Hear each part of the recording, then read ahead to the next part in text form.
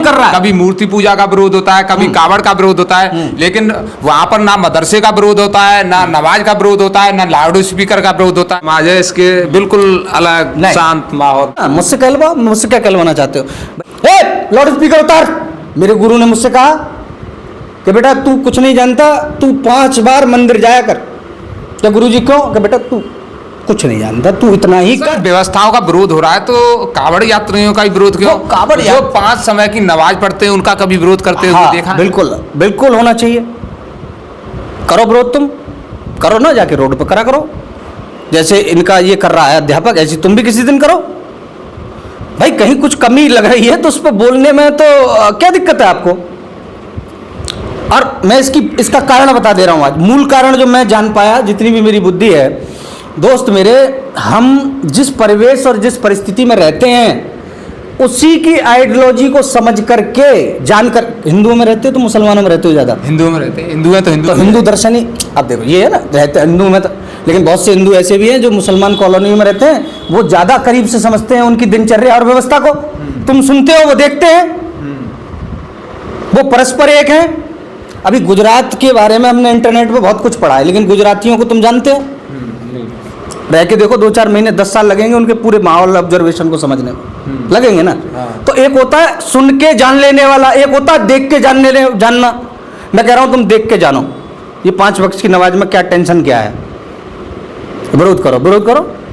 अरे एक मूल आदमी है, मेरे गुरु ने मुझसे कहा कि बेटा तू कुछ नहीं जानता, तू 5 बार मंदिर जाया कर। क्या गुरु जी क्यों? कि बेटा तू कुछ नहीं जानता, तू इतना ही कर, इतना ही कर, तेरा उद्धार हो जाएगा। क्या बुराई है इसमें? क्या बुराई? सर कावड़ लाने में क्या बुराई है? कोई बुराई नहीं। मैं कब कह रहा हूं कावड़ लाने में बुराई? मैं कह रहा हूं कि ये समाज में ऐसे लोग आ जाते हैं कावड़ लाने वालों पर, इसको भर दूंगा मैं तुरंत ही। जैसे मैंने कहा, आप जो सुनना आप है क्या ना, आप भी इंटरनेट से सेट हैं सब यहाँ, और मैं उस धारा को आप देख रहे हो बीच में काट काट के कैंची लगा रहा हूँ। क्यों लगा रहा हूँ मैं जानता हूँ। आप जो पूछना चाह रहे हो वो मैं बता दे रहा हूँ। आप ये सुनना चाह रहे हो एक तरफ सनातन खड़ा किया जाए, दूसरी तरफ मुसलमान, और बीच में मुझे पंचिंग बैग बना के तुम दे घूसा करो। वो संभव नहीं है, क्योंकि मैं सनातनी हूँ। कौन हूँ मैं? सनातनी। और सनातनी पंचिंग बैग नहीं बनता। क्या नहीं बनता? Punching bag. पंचिंग बैग बनाना है तो बहुत हिंसा करनी पड़ेगी मेरे साथ, मुझे बांध के ले जाना पड़ेगा रस्सियों में, तभी होगा वो, उससे पहले होगा नहीं।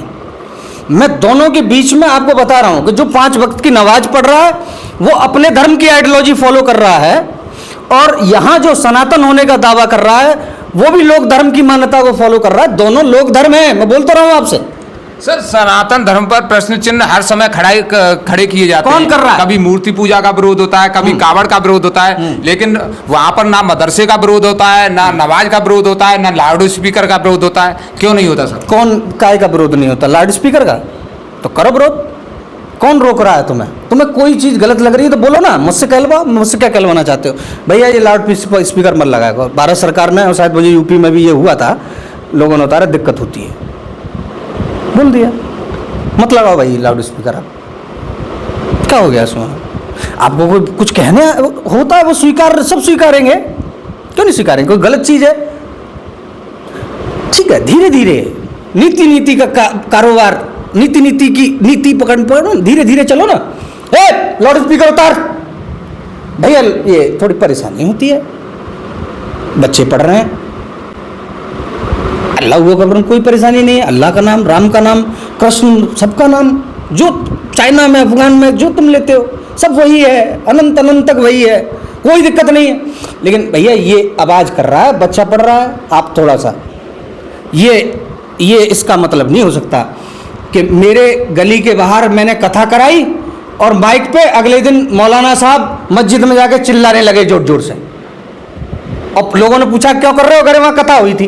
तुम दोनों कुछ ड्रामा करने में लगे हो, एक बजाता है दूसरा बजाता है, क्या कर रहे हो तुम दोनों का खेल है कुछ। ये लोक धर्म है, ये भारत के युवा समझें कि ये लोक धर्म की अवधारणा में परस्पर्धा, आगे मैं पहले की अवधारणा लगी रहेगी। तुम इस झंझट से मुक्त होकर के बाहर आओ। सर आपको बहुत गुस्सा आया, लेकिन मैंने आपके अंदर का गुस्सा देखकर मुझे थोड़ा हंसी सी आई कि आपने बिल्कुल सच्चाई खोल दी कि दोनों कुछ ड्रामा कर रहे हैं। हाँ, अरे यार हाँ बिल्कुल, अगर कोई व्यक्ति आंतरिक तल से जी रहा हो, मन से जी रहा हो, और वो अल्लाह का नाम जाकर के ऊपर गुनगुनाने लगे तो तुम उसका विरोध कर लोगे। मेरे अंदर से कुछ कली फूटी है और मैं राम के गीत गाने लगूं, तुम मेरा विरोध कर लोगे। लेकिन वो विरोध क्यों कर रहा है कि कल वहां फलानी चीज हुई थी, आज मैं करूंगा। ये तो परस्पर्धा की लड़ाई है भैया, ये तो तुम दोनों की आपस की कुछ भ्रांतियां हैं। ये तो बाहुबल सांख्य बल की लड़ाई है। तुम जानते नहीं हो कि बल तो यहाँ रावण का नहीं रहा, बड़े बड़े आए यहाँ योद्धा, फिर सब चले गए। तुम क्या करोगे? तुम स्वयं को जानो, तुम अपने आप को समझो, तुम क्यों आए हो इस बात की परवाह करो। तुम अजान की और इनकी गवाहियों के चक्कर में मत फंसो। तुम बाहर आओ इनसे निकल के। मैं युवाओं को कह रहा हूँ, तुम बाहर आ जाओ, तुम उस तीसरे तत्व के विचार में लगो और वहां से कुछ मिल भी जाए, यहाँ से तुम्हें कुछ मिलना जाना नहीं है। सर तीसरा तत्व क्या है सर? तीसरा तत्व माने तीसरी दृष्टि है। एक कोई दो मार्ग पे चल रहे हैं और दोनों जूतम पैजार कर रहे हैं, तो मैंने तीसरा मार्ग ले लिया है। मैं उस दोनों मार्ग से पृथक नहीं हुआ, उन दोनों मार्गों का विरोधी नहीं हूं, उन दोनों मार्गों में मैं कोई द्वंद्व पैदा नहीं कर रहा। लेकिन मैंने दोनों मार्गों पर जाकर के देखा और मुझे नहीं मिला, तो मैंने स्वयं का तीसरा मार्ग निर्मित किया। मैंने कहा मैं स्वयं से जानूंगा, बात खत्म।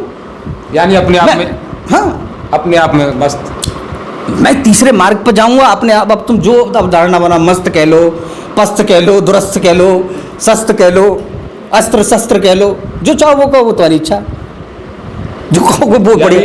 इस दुनिया का ये जो समाज है, इसके बिल्कुल अलग शांत माहौल। ऐसा नहीं, आप समाज से कैसे हट जाएंगे? जिस समाज की व्यवस्था में आप रहते हैं उस व्यवस्था। अच्छा ये बताओ, तुम्हारे घर में 5 भाई बहन हैं अगर, तो उनमें से हर भाई का एक स्वभाव अलग अलग है, तो आप क्या हट जाते हो क्या उनसे? नहीं हट सकते। क्यों नहीं हट सकते?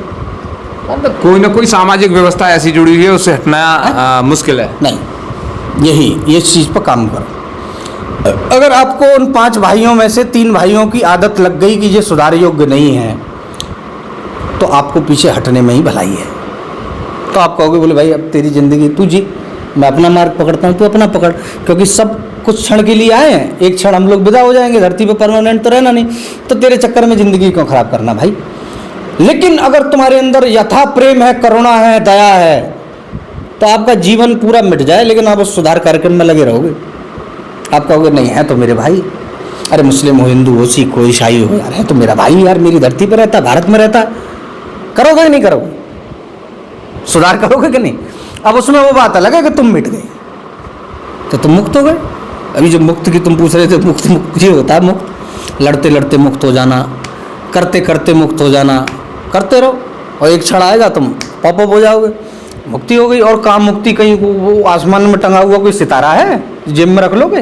दोस्तों आज हमारे साथ थे विशाल आनंद जी, जिन्होंने खुलकर चर्चा की है। जो इस समय पर जो प्रतिक्रिया आ रही हैं लव जिहाद को लेकर और कांवड़ यात्रा को लेकर, तो हमारे वीडियो के बारे में आप क्या सोचते हैं कमेंट करके अवश्य बताएं। नमस्कार, धन्यवाद।